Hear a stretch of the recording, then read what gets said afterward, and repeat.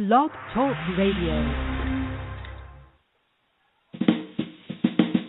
Welcome to the Ask Alice Show.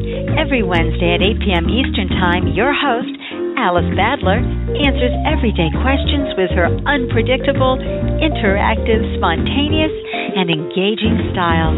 You can easily ask your questions, share your thoughts, and join the conversation by calling into the show at Blog Talk Radio.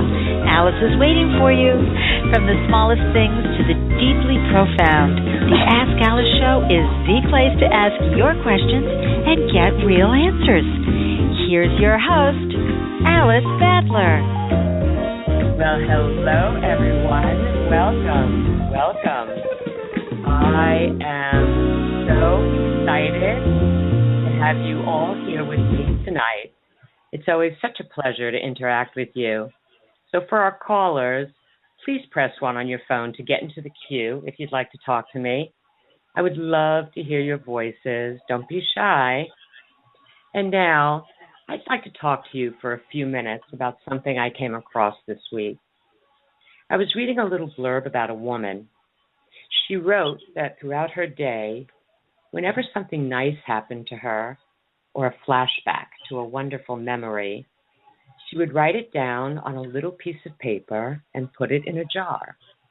And when the jar was full, she would take it and go get comfortable with a cup of coffee or a glass of wine and read all those beautiful memories. How lovely is that? It got me to thinking about all the great things that happen throughout our days. I have many, but to name just a few, there was the time my daughter came to visit, and after she left, I saw a little sticky note on the kitchen cabinet that read, "Mommy, I love you." She's in her 20s, and she still calls me Mommy. Now that makes my heart soar. Oh, and when my dear friend called me with so much excitement in her voice because she found a beautiful conch shell that never should have been on that particular beach. And the time I cut someone off in traffic, and instead of getting mad at me, he smiled and he waved me in. These things are happening around us all the time. We feel the joy for a moment, but it's fleeting, and then we move on with our day. What about when something negative happens to us? Someone takes that parking space we've been waiting for. Our child is mad at us, our boss reprimands us, or our partner leaves crumbs on the counter. In traffic, that is a huge one. Those things tend to stay with us and can ruin hours, a day, or even longer. Why not reverse it? Why not keep the joyful feeling of those wonderful moments and let the negative ones be fleeting? What a difference each day would be. That's what's on my mind tonight. And now, my dear listeners, it's your turn. Feel free to ask a question or make a comment about anything. We want to hear what you have to say. And tonight, I have a wonderful guest producer joining me. I am so thrilled to announce our very own executive producer of the Ask Alice Show, Ande Lyons. Welcome, Ande. Hello, Alice, and hello, the Ask Alice Show listeners. Ande Lyons here. I'm so thrilled and honored to be the guest producer tonight for the show. So see me waving madly and blowing you all kisses. And thank you, Alice, for inviting me to be here this evening. We have some buzz going on in the chat room, and I know I'm feeling some energy out in the world and on the airwaves for sure. But Alice, I have a thought that I might like to add to the jar of miracles. May I? Oh, please do. Oh, thank you, because I loved your comments, and I know we often do tend to look to the negatives, but I had one little thing I'd like to add before we get going with our audience, and that is My son today turned to me. He just got his car, his first car. And parents, you know how big that is, especially for our boys, to get their first car. And he said, Mom, I love my life and I love being a participant in this family. So I thought I would just share that. I think that's great. You know what? Anything positive. There you go. I think our children, it sort of feels like to me that our children bring us such great joy. Those of you that have that, and those of you who have pets, I think they bring you even more joy. Yes, absolutely. So, Alice, we have Jessica in the chat room, and she says that I'm always haunted by the idea of how much time I waste in my life dwelling on negative thoughts when I could be doing stuff I enjoyed instead. Jessica, I'm just going to say that you are not alone. And, I'm probably going to do a whole show on negative thoughts, but just a little exercise that I do. And I've had to practice it a lot to get to a place where it works almost all the time. But what I do is when a negative thought comes to me, I sort of see it as a separate entity. And again, this is a bit hard at first, but you just do it anyway. And I visualize it like it's outside of myself. And for me, mine looks like sort of a gray cloud. And I take this separate entity and I put it in like a bubble and I watch it float away. And immediately that negative thought leaves me. So, the problem with that is it takes a lot of practice at first. But I think it's worth a try. If you keep doing it, because I started doing that 15 years ago, and I don't even have to go through that whole process anymore. I just see the gray cloud and thought be gone. So I hope that's helped you a little bit. And Alice, Tom from the chat room has a question, and it's along those lines. Do you think the negative things we allow ourselves to be bombarded with plays any significant part in our everyday choices? Or do you think we can consciously choose to live our lives without those influences affecting how we live?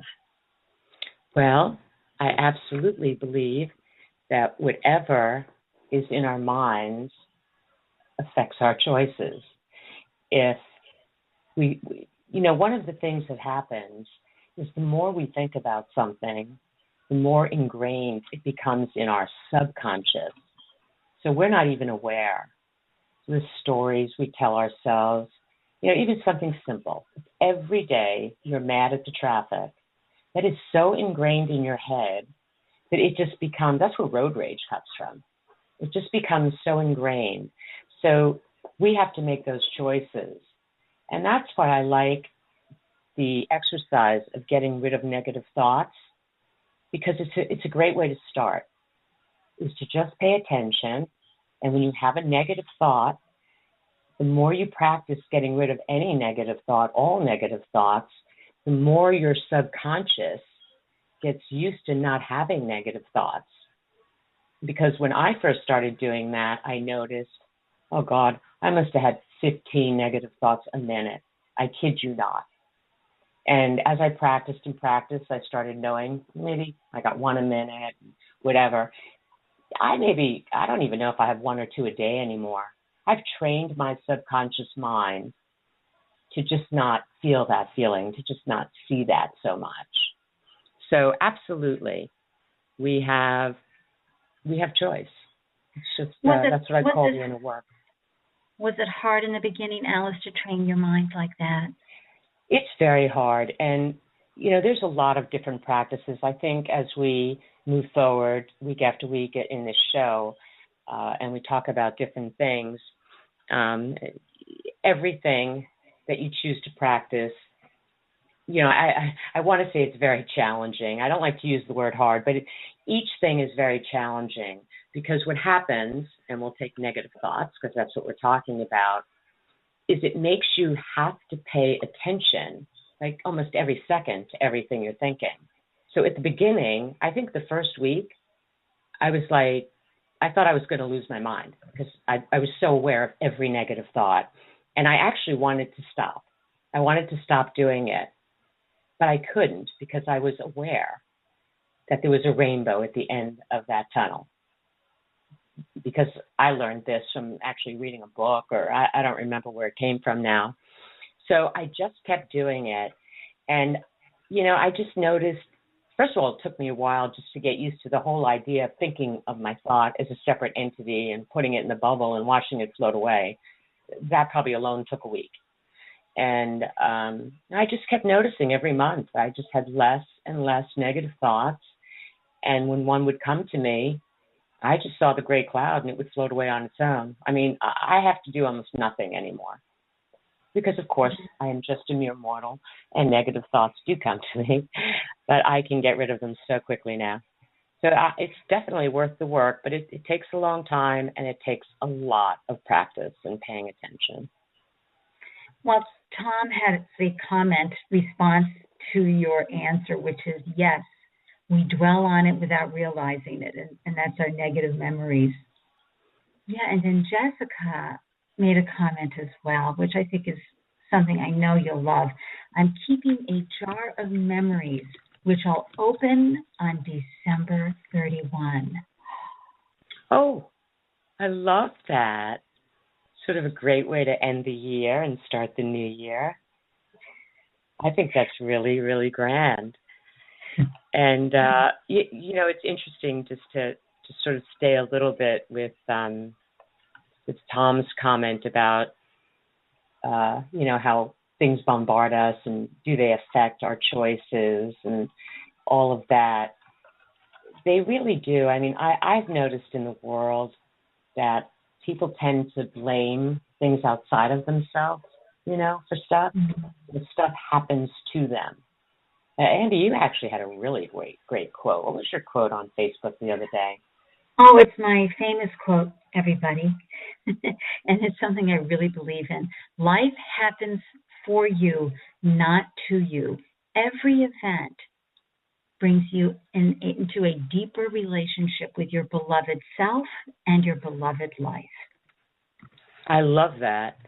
And it, it's really true that we really do choose. And I think if we all pay attention and start listening to the way people talk to us, it's very funny how it's always somebody else's fault, and that is really letting life happen to us. We really do get to choose. And most of the things that happen to us, and I'm quoting the air, really aren't happening to us.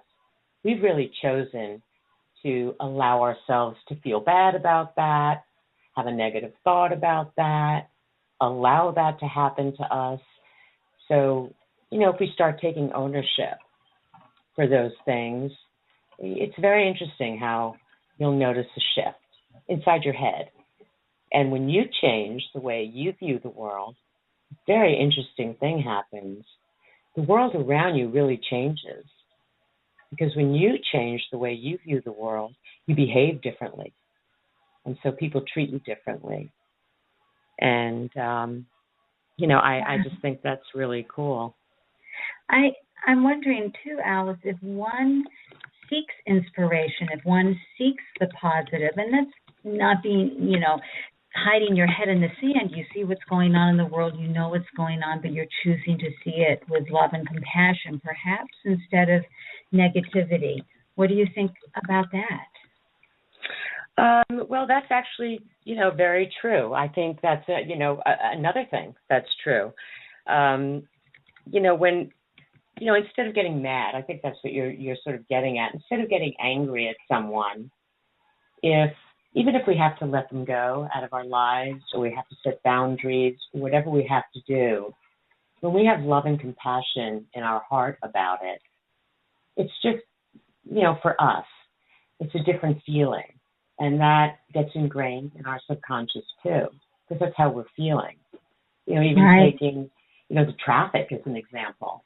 People laugh at me, but I do all sorts of things to have peace. And, when I write about all this on social media and things, people say, oh, you're not really like that in real life. And I say, oh, yeah, I really am. And I do a lot of interesting things to stay very positive. For one thing, when I'm in traffic, I thank the traffic for teaching me patience. And after doing that a while, again, it gets ingrained in your subconscious. And I don't get crazy in traffic anymore. I blast my music, I'm dancing in the car. It's just amazing how the human mind works. We do train our subconscious mind. It's our conscious mind and our conscious thoughts that get ingrained into our subconscious and change the whole way that we are. It's a miracle how that works. It really is. Alice, we have a caller, and it's we have someone whose last four digits are 4799. Hi, welcome to the show. Hi. Who do we Hello. have? Hello? Hello, Who do we have on the line? this is Jessica. Hi, Jessica. How are you doing tonight? I'm doing good. I thought I'd share something about a great realization I made, I don't know if it was this year or last year, about a lot of my problems with the negative thoughts, what the source always seems to be. I found out that somehow, maybe in my younger years, I got the message that many of the virtues that, when you're trying to become self-enlightened, many of those virtues, about being patient, being compassionate, deep down, something in my mind tells me that only weak people are like that. Now, I don't believe that, but there's a big amount of fear with the negative thoughts, because I always think, well, people are going to take advantage, so that's a big stumbling block for me. Well, it's very interesting that, again, I've been doing this all this work on myself for about 15 years. So I've probably come across everything. And those sorts of things that we struggle with like that, it's usually from an old wound. I don't know what the wound is. And you know what? When I realized I had wounds, it kind of almost didn't matter what the wound was. It's the realization that something wounded you at some point in your life that is still with you. And until you can release that, until you can just release that from your heart and from your body, that's why you feel the way you do. Maybe somebody did take advantage. Maybe a lot of people took advantage of you. Or maybe someone told you repeatedly when you were younger that only weak people behaved a certain way. But that's where that stuff comes from. And they call that limiting beliefs. And those are a little harder to get rid of than just a negative thought. Tell me about it. Yeah, no, it really is, because it's a deep wound. And there is scientific proof now that we have memories in our cells, in every cell of our body. And I think you've all heard the story of, somebody will get a heart transplant, like a young girl will get a heart transplant, and all of a sudden she's cursing and wants a cigar, and they find out that the heart came from a guy that cursed and had a cigar. And it's really true. There is memory, and it's not just in the heart. It's in our cells. So what happens with these very deep wounds is they are literally in the cells of our body. So it's now not just your mind you're dealing with. You have to really release that from the cells of your body. And I actually did that with, I worked with someone who I did these very, very deep guided meditations to get down to the wounds, and hypnosis, because that stuff's really tough that you're talking about. That's much harder, to deal with. So, I can message you, Jessica, on Facebook, maybe some stuff that could help you with that. But yeah, that'd be nice. Thank you. I would be very happy to do that for you, because that's what that is. And it's unfortunate that most people walking around absolutely have wounds of some kind. Maybe just from being born. I don't know. But again, my belief is that it doesn't matter why. some people want to know the why. And as long as you can release it, I don't think it really matters. So, yeah, I'd be happy to send you some stuff that I think could help you with that. Thank you. You're very welcome. Thank you for bringing that up. That's kind of pretty cool stuff. New topics for new shows. Well, thank you for calling in, Jessica. Alice, we have a wonderful comment from the chat room from Robin. And she says, my favorite quote of all time is from Anne of Green Gables. Tomorrow is always fresh with no mistakes. Oh, that is so beautiful. And, we hear that all the time. That's tomorrow or even from this moment forward. Everything is new. And that's really true. And that, what that kind of makes me think of? Everything makes me think of something. Oh, it's a wonder my head hasn't spun off my body. Everything makes me think of something. But, a lot, often, not even often, always, I think what we do as humans, again, it's the human condition is such a tough thing to be. But we always, when we make a mistake, we berate ourselves. And that stays with us forever. You do something, and instead of just saying, okay, it's a new moment, it's a new dawn, I've learned a lesson, let's move on. Or maybe somebody yells at you or does something to you, with compassion and love, like Ande said, it's a new moment, let's move on. So I love that quote because it sort of reminds me of exactly that. We're always starting over. Well, and that, of course, there's that Tara, that Gone with the Wind moment. Tomorrow is another day. But there's also the fact that we have such a negative association with failure or making mistakes when in reality they are teaching us what we like, what we don't like, what we want, what we don't want, right? Oh, absolutely. I always thought it would be really wonderful if maybe starting in the third grade, part of the educational process was to teach children these sorts of things. Because we don't. We always, everything's so negative, when we're brought up, don't do this, don't do that. So that's how we're brought up, and that's what we believe. And I agree with you. Now I look back on things that perhaps I could have done different, bad behaviors. And that was part of my learning process this 15 years, and I'm still learning, it's never ending, is that when I had a behavior I didn't like, then I knew there was something to take a look at. So rather than get upset with myself or berate myself or, oh, you're bad, I said, oh, okay, there's something you need to change. There's something you need to work on. And I think that's just great, Ande. I love that you brought that up because that is what that is. They're lessons. They're not failures. Right, and I think we put too much emphasis on, the mistake attitude. Another wonderful comment in the chat room from Laura, and she has my favorite quote about fear. Dwelling on the negative simply contributes to its power, and that's a great quote by Shirley MacLaine. Wow. That is. Say that again, Ande, slowly. Sure. Dwelling on the negative simply contributes to its power. That's so true. And that's sort of what we talked about a little earlier, that things get so ingrained in us. The things we think about are the things that become ingrained in us. And what's interesting, and actually, Jessica, you might want to try this, until we release those wounds.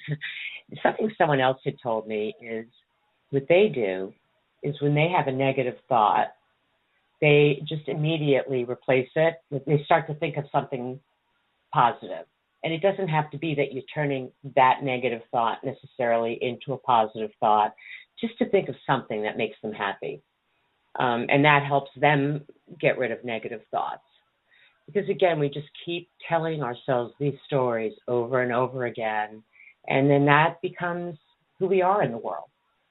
whatever we tell ourselves, that's who we become in the world. And I don't know about you guys, but I want to be happy and at peace and joyful and, all those beautiful, great things. So we have to work at that a little bit. I agree, Alice. I think, too, it stems from self-worth. And a lot of times we define our worthiness by people, places, things, our checkbook, or our scale. I'm sorry, I'm laughing at the scale because, God, that's such a huge one. And the money, too. And everything you said, they're all huge. Well, and so the negative mind chatter that we start talking to ourselves with, right? Yeah, and, again, we're starting into, I'm getting upset because now we're starting into getting into things that I had as whole show topics. but we'll get into them as whole show topics anyway. Really, the truth is that in our society, and again, this is, our society, so how we're brought up, we are, if you ask somebody, you meet someone for the first time or somebody's telling you about their boyfriend or their girlfriend, what's the first thing they tell you? What they do for a living, what they look like, things like that. And if you ask somebody to define themselves, they do. They define themselves based on what they look like, what they do for a living, when that is not at all who we are. Not at the core. That's not who I am. So right. I think that's a very important thing. It's a good exercise, too. I'm giving people way too much homework all the time. But it's kind of a good exercise to, think about at the core, who am I? Because I know at my core, I'm a gracious person. I'm a happy person. I'm loving. I want to be loved. I'm whatever those things are. I'm a seeker. I'm curious. That's who I am. All the other stuff, sure, of course, I like nice things. It'd be nice to, be secure financially. And I think it's very important that people enjoy whatever they're doing for a living. But that's not what we're defined by. Well, Alice, you left out charming personality, funny as all get out, witty, smart. Oh my! Is it my turn to do you now? You need to own it. Well, and here's what's so interesting about that is that it's so okay in the world to tell someone, again, what we do for a living or even a negative quality, ooh, I have a bad temper. But I find it very interesting that if I was to say to someone, oh, I'm really smart, they look at me like I have 100 heads. They're like, really? And or think I'm arrogant. But it's just a fact. It's a fact that I'm a woman. It's a fact that I'm 5'4". It's a fact that I'm smart.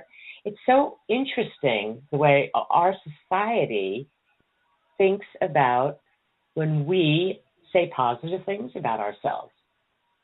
Do you notice that, Ande? Isn't that true? I sure do. It's so true. And they look at you. And remember, I don't know if any folks remember that scene from It's a Wonderful Life where they compliment her on her dress. And she says, well, I wear this when I don't care how I look, and she's patting her hair.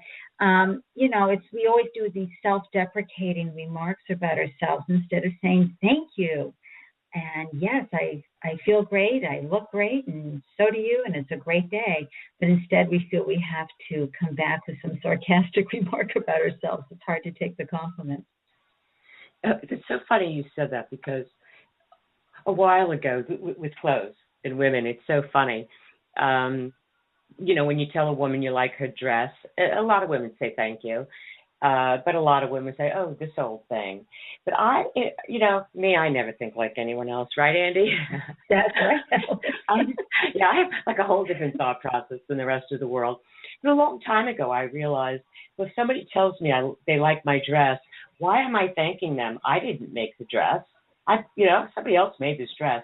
So what I started doing, somebody would say, I love your dress. And I go, I know, isn't it great? I might tell them where I got it. And, it was interesting, people's reactions, because most people, actually chuckled. They thought that was adorable.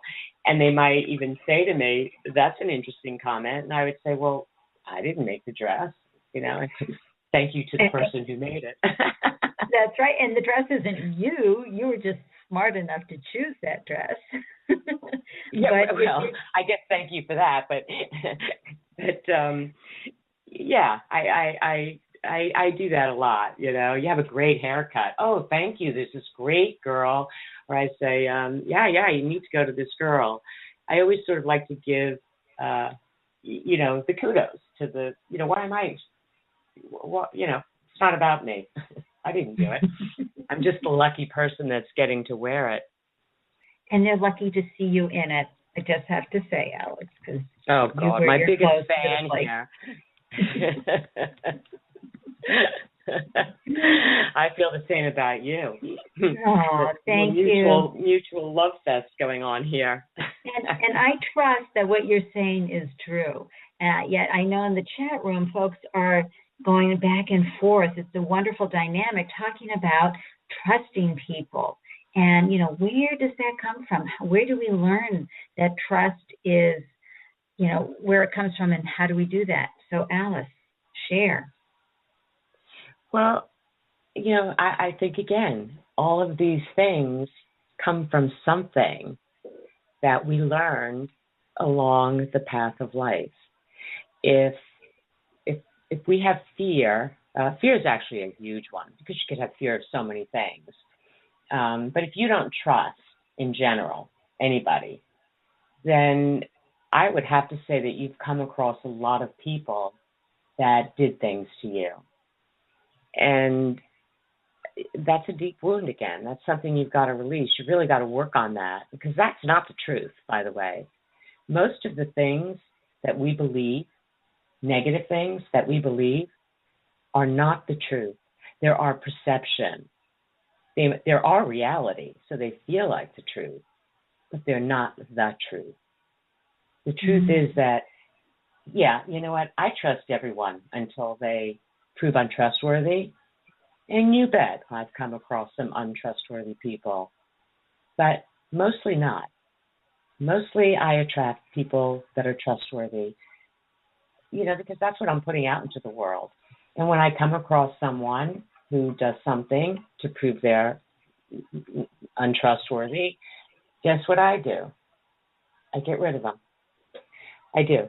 I'm very nice about it, but I just won't have people like that in my life.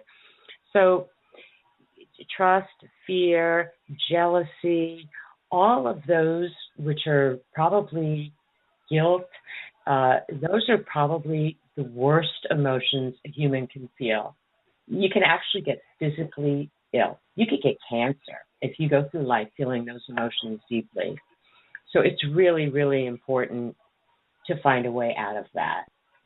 And Tom Lyons says in the chat room, I trust everyone until something happens. And that's a great way to be. I'm the same way. And I think I was always that way. That was not one of my particular issues that I had to release and get rid of. I've always been a very trusting person, but not everybody is. It's not we sort of all have our own things. Well, and I think because this is bullying month, I think what happens is in childhood, whether your parents bully you, your siblings bully you, or other kids bully you, that can be, you can end up having this protection up that we call trust. Oh, well, again, another show. All these great shows. It's very interesting because that's all protection is. When we're young, and of course throughout our lives, things keep happening. But when we're young, I think most of us were bullied in one form or another. But some people get bullied a lot, or something's going on in their house, whatever is occurring. And what we do is, in order to protect ourselves at that young age, we come up with a behavior that works. And whether that is to decide I don't trust anyone, whether that's to decide I'm going to stay away from all people who look like this, whatever the thing is. And that is the way we protect ourselves as children. But then as we get older, those things turn into behaviors that harm us. The very things that we do to protect ourselves as children. And even, this is a very extreme sort of example of this, but people with multiple personalities, that is exactly what that is. Those people had terrible, terrible abuse, and the way they protected themselves was to go somewhere else. So they go somewhere else, and then this other persona comes up to take their place so they don't have to feel the pain. And that is, an extreme example, but, we all, to some degree, are protecting ourselves. And that is exactly where the wounds come from that I was discussing with Jessica. These deep-seated wounds that are in our bodies, that's fear, that's not feelings of not deserving, jealousy, anything that's a really deep-rooted negative thought, or it's beyond a thought. It's a story. It's a belief that you have. It's very deep. It's very deep, and that needs much more work than what we're talking about with negative thinking. I'm actually a big believer in, like I said, very deep guided meditations and hypnosis, but it's got to be a real hypnosis, not these, out of every 100, there's maybe, 2 that really know what they're doing. And I think, too, Alice, what happens is, that famous quote, comparison is the thief of joy. We all have our DNA makeup of who we are. And some of us hurt deeper, and some of us take longer to come back.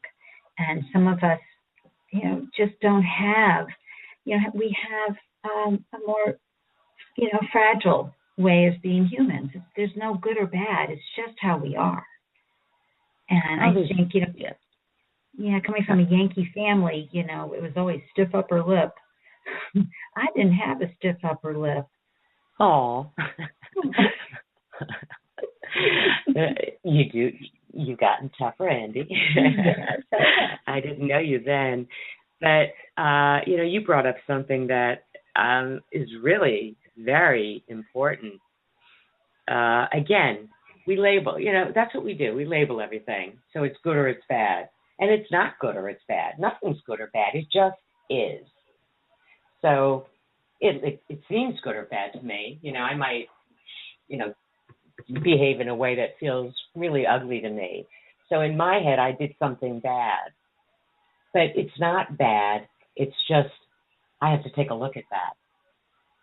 And to me, everything. I mean, even somebody had said to me, I met someone and, they were married for 20 years or something and divorced. And they said, what a failure that marriage was. And I said, I don't like when people call, something they were in for 20 years of failure. And he said, well, what would you call it? I said, I don't know. I look back at my marriage. I'm not married anymore. And I look at all the things I learned, all the things I got. And to me, that sort of feels like a success. I'm just not doing that anymore. So it's just a whole different way to look at life. We have a question from our chat room, Alice. Okay. From Jessica, and it's a great question. If memories are in our cells, do we inherit our ancestors' pain?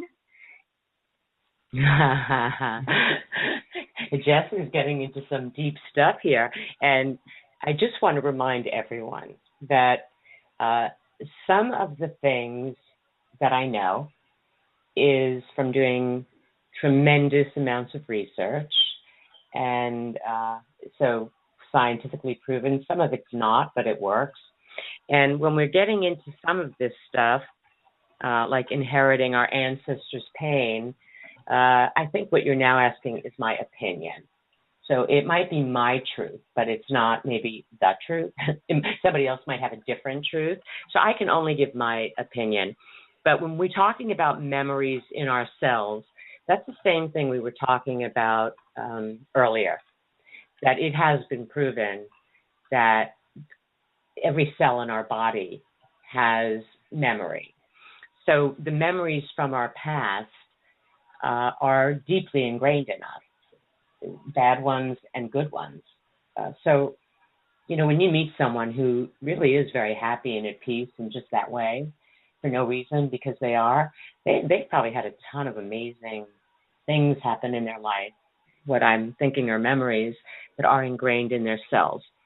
So, yes, memories are in our cells. If you're asking me, do we inherit our ancestors' pain? I think that's, a very difficult question to answer, and I think a lot of people would have a different opinion. I do believe that genetically we are clearly, we all know, we are clearly predisposed to certain things. Alcoholism, depression, mental illness, even cancer, certain illnesses, if they're in our bloodline, it doesn't mean we're going to get it, but we're certainly predisposed to it. But when we're talking about, feelings and memories and things like that, I don't necessarily believe that we inherit our ancestors' pain, but I do believe that, first let me say that we all know that everything is energy. All we are is a bunch of energy, stuck in a human form. Every chair is energy. Everything is energy. So when a person leaves this earthly plane, the energy doesn't die. The energy is still floating around. So I absolutely do believe that we can take on some of that energy. And it's a little different. It might not be our ancestors' energy, but I think that's why when you ask people that do the whole go back in time to previous lives, why there's 1,000 people that get to be Cleopatra in their previous life, because they're taking on the energy that Cleopatra really is still floating around in the universe. And yeah, why not 1,000 people, 1 million people get to tap into that? So that would have to be my answer. That's my final answer, Jessica. Did I get $1 million? And Robin in the chat room added on to that, Alice, with a great OMG, yes. I told my mother to pretty much move on and move. I don't want her ending up like my grandmother, who was miserable at the end of her life. Life is too short. Beautiful, beautiful. And, that's a little different than, I think, inheriting our ancestors' pain. I think in the case of Robin, when our mother's alive, and so that's who's bringing us up, and that's who, in this case, the grandmother brought up the mother, and we role model. We model a lot of that stuff. And so I think that's wonderful, because if Grandma was miserable, and that's what Mom had to see, and now Mom is miserable, yay for you, Robin. Let's get Mom in a good mood. Life is too short. That's a good one. Okay, you know what? Just for fun, I'm going to change the topic. So, first of all, I think it's really important to know that whenever we do a show, I think sometimes people might come on with a certain question or topic in mind, and then I do my monologue, and everybody seems to think that that's the theme of the show, and it's not. I just do a monologue because it feels more fun than saying, oh, hi, let's go to the phones. So that's all that is. So anybody ever is always welcome. I could say my monologue and someone could ask a question or make a comment that has nothing to do with that. So just for kicks, I'll show you how that's done. Okay, I've got one. This week, somebody in our Facebook group had brought up something that I thought was pretty cool, so I'm going to share it. It's been shown. It was like a little mime I think you're all in the Facebook group, so you probably saw it. And there's a little mime, and it said something to the effect of that after a breakup, men have a much harder time moving on than women. And what's interesting about that, first of all, I don't like to generalize, so nothing is ever all of anything. We're talking about men or women or gays or white people or Jew, whatever we're talking about. Of course, we're being very general.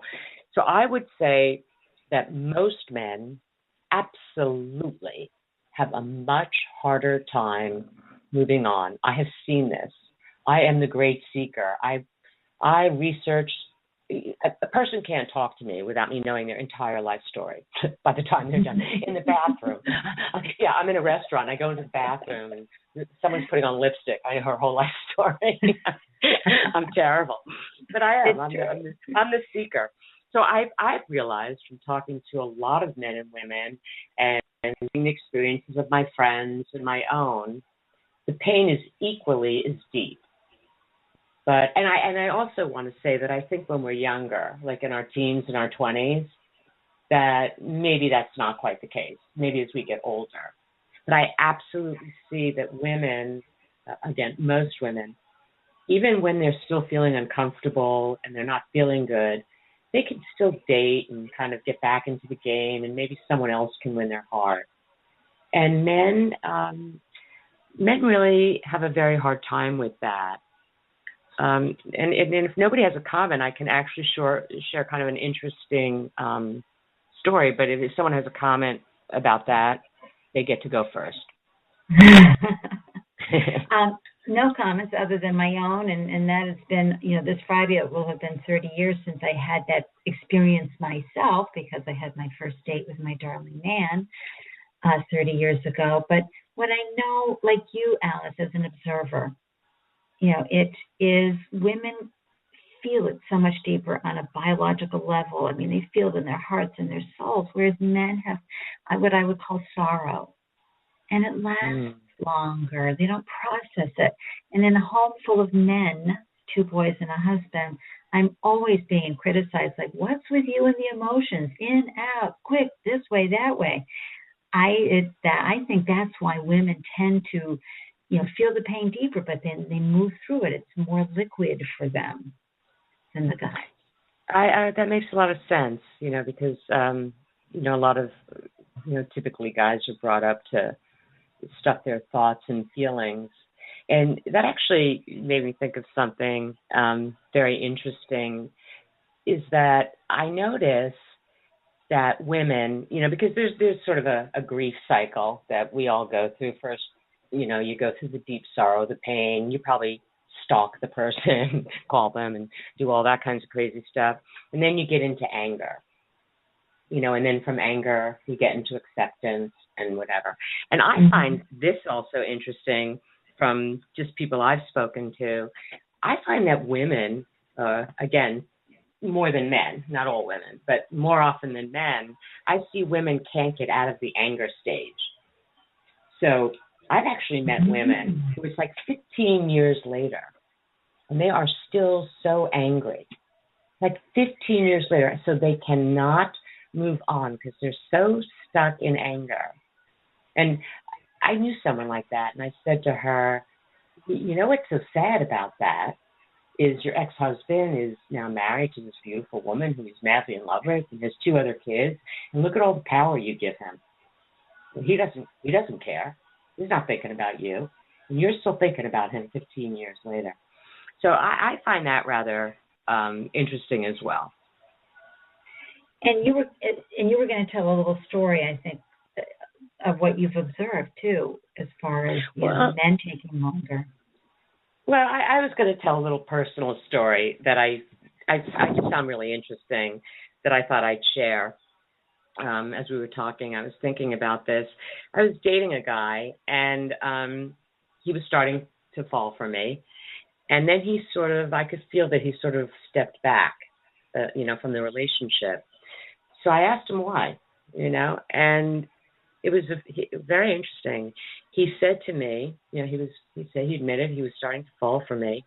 And he said that he wasn't afraid to fall in love again, but he was terrified to ever be in such pain again after a breakup. And this is exactly the way he said it. I will never forget this till the end of time.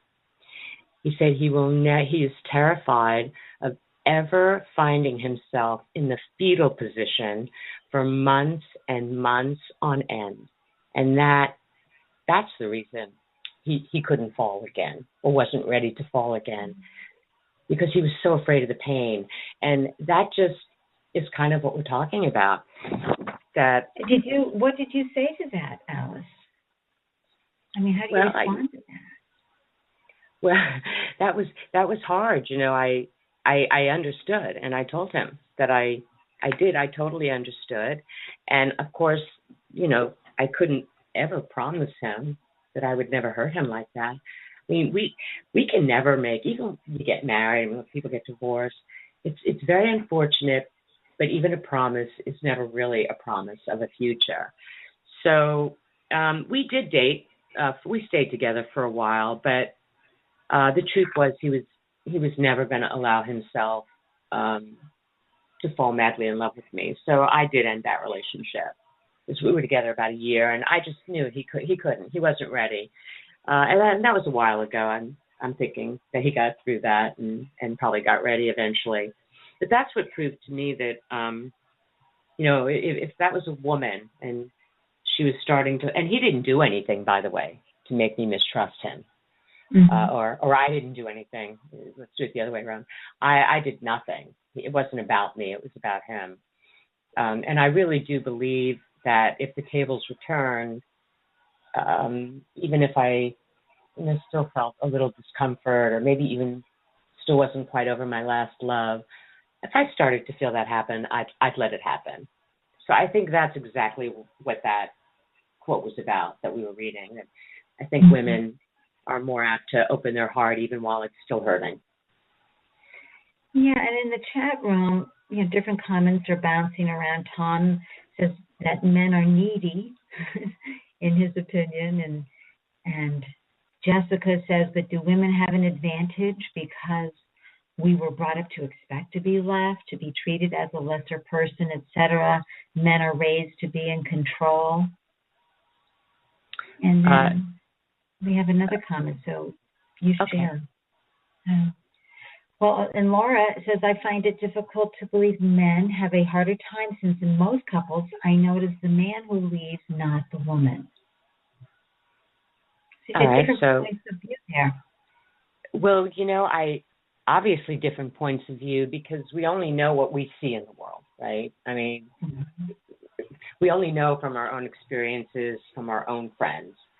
There's no way that I me or Laura or Jessica or you have met, a million couples and done a survey. So we all just know from our own experiences, and, in particular, me, I'm sort of the research queen. So a lot of the stuff that I know, is just from reading about it. And then when I read about it, I take a deeper look. So I just want to say to Jessica, I think that's very interesting. She mentioned something about women being being brought up to be lesser people, and men being in control. I wasn't brought up that way. So that, again, is an experience that I think if you're brought up in a household like that, that is definitely, again, going to be your view of the world. And I think any woman who is brought up to believe that women are lesser than men is never going to see her true value as a woman. So that's a limiting belief. That's a story you totally need to get rid of. And Laura, who says that in most of the couples she knows, the men leave the women, that's kind of what we're talking about. That's what she's seen in my world. And again, because I probably have interviewed a million people, no, 1,000 people at least. I think in my world, it's got to be at least equal. This is very hard for people to believe, but as many men as we hear about that cheat, I have heard about at least as many women, maybe more. It's just you don't hear about that stuff as much. We're always blaming men for everything. They cheat, they break up with us. it's really not so. I'm sure it's pretty equal in general. Yeah. And again, I think it is what's going on around you. That's a really good point. Yeah. So I see our hour has almost passed. I don't know if there's any more comments from the chat room before we say our goodbyes. I mean, what always happens in your chat rooms, Alice, are these amazing dialogues, and folks are really sharing their hearts out and are building relationships is what happens, and I really see relationships deepening while you are presenting wonderful information to them, and I think that the information that you shared tonight has clearly, based on the chat room, helped so many people in opening their hearts and opening their minds. Oh, I love that. For me, I really do feel that that's what this show is about. And if people are interacting and bonding and talking about this stuff to each other or out in the world to their friends, I said on a previous show that people don't think that one person can make a difference. And that's just not true. If people are open, it seems like the people we're talking to are, if people are open to just hearing things a little differently and seeing a different view, I love that, because that's how I got to where I am. And I can honestly say I am at peace and happy. Oh God, I want to say 80 to 90% of the time, regardless of what's going on. Obviously if something tragic and catastrophic happened, we're not talking about that. But just in daily life, I really, really am. And maybe it took me 15 years to get here, but I know people that took them, maybe 3 years. And we're talking about a lot of work, not just negative thoughts, Right. And that's why it's called the work. And I think it's easier to numb out TV, social media, et cetera. So this show that you have and your audience, they're so thought-provoking. I've learned so much from them this evening, as I have from you, Alice. And I'm not alone. Tom in the chat room says, I loved tonight's show. Oh, thank you, Tom. I love that. I love hearing that. Even though we had a obviously very small group, it certainly turned into a wonderful conversation. And I really appreciate, my audience, this group. I hope they never leave me. I hope you people never leave me, because they do get really into some interesting stuff that brings up some really great conversations, and I learned from them too. It's really wonderful. I do feel like the purpose of this show is to interact with each other, to learn from each other, and hopefully all get happier. Right, and the conversation continues, so that someone will listen to this and the archives, the replay, and they will have profound experiences, and I know that you'll be hearing from them, whether it's on your fan page on Facebook or in the Facebook group. You'll be getting the questions, and the conversation will continue. It's a very powerful show you have, Alice. Oh, thank you, Ande. And actually, like I said, with such a small group, it was actually probably nice, because this show tonight, I think, was a very powerful show. We got into some, pretty deep things. And as I said, some of these things were things that I thought later on, as people got used to me, and, got used to the way I think, I thought I'd get into the bigger topics like releasing wounds and things. So it's kind of nice that we touched on it, because those are big things, again, that we're all walking around with. I love this show. I love my people. Thank you you have wonderful people and an incredible audience, and thank you for inviting me to be your producer tonight. It was such an honor, your guest producer.